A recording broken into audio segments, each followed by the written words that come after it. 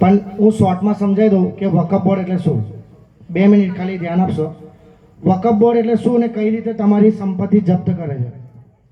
વકફ board એવું કે આ જે મકાન છે, સમજો બોનીભાઈનું મકાન છે, અને વકફ બોર્ડ એવું કહે છે કે આ અમારી સંપત્તિ છે, તો વકફ બોર્ડે સાબિત નથી કરવાનું કે આ મારી સંપત્તિ છે. બોનીભાઈએ ત્યાં જઈને સાબિત કરવાનું હોય છે કે આ સંપત્તિ મારી છે.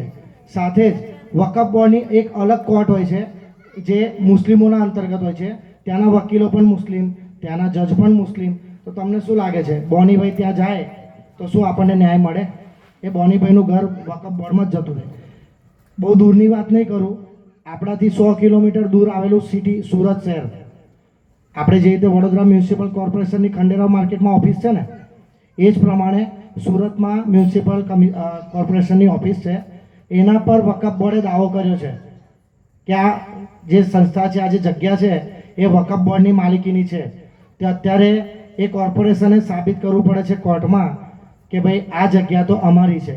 વકફ બોર્ડ ખાલી દાવો કરીને હટી જાય છે, અને 1 વર્ષ દરમિયાન તમારા તરફથી જો કોઈ પગલાં લેવામાં ના આવે ને, તો આગળ તમે એપ્લિકેશન પણ ના કરી શકો. આટલો કાળો કાયદો છે આ વકફ બોર્ડ. તો આશા રાખીએ કે આપણે તો આ સ્કેન કરીએ, પણ આપણે જ્યાં નોકરી કરતા હોય ત્યાંનું ગ્રુપ હોય, કાં તો આપણા મિત્ર વર્તુળ હોય, બધાને આ વિષয়ে જાગૃત કરીએ. કેમ કે જે વિધર્મી લોકો છે, મુસ્લિમ લોકો છે, એ લોકો ખભે માઇક મેકીને પોતાના મુસ્લિમ વિસ્તારોમાં ફરે છે અને લોકોને જાગૃત કરે છે. પોતે 2-2 દિવસની રજાઓ પાડે છે અને પોતાના વિસ્તારોમાં જઈને લોકોને જાગૃત કરે છે. ચલો આપણે એ નથી કરી શકતા, તો પણ આપણે સોશિયલ મીડિયાનો ઉપયોગ સારી રીતે જાણીએ છીએ. કેમ કે આપણે બધા મોટે ભાગેના ભણેલા ગણેલા લોકો છે, અને એ બાજુ જોવા જાય તો મોટે ભાગેના પંચર પુત્રો છે, જે લોકોને ગેરેજ ને પંચર સિવાય કંઈ આવડતું નહીં, એટલે લાઈવ નીકળવું પડે. તો આપણે સોશિયલ મીડિયાનો સદુપયોગ કરીને છેક ખૂણાના કાર્યકર્તા સુધી, છેક ખૂણાના લોકો સુધી આ વાત પહોંચે એવી આશા રાખીએ છીએ. જય શ્રી રામ.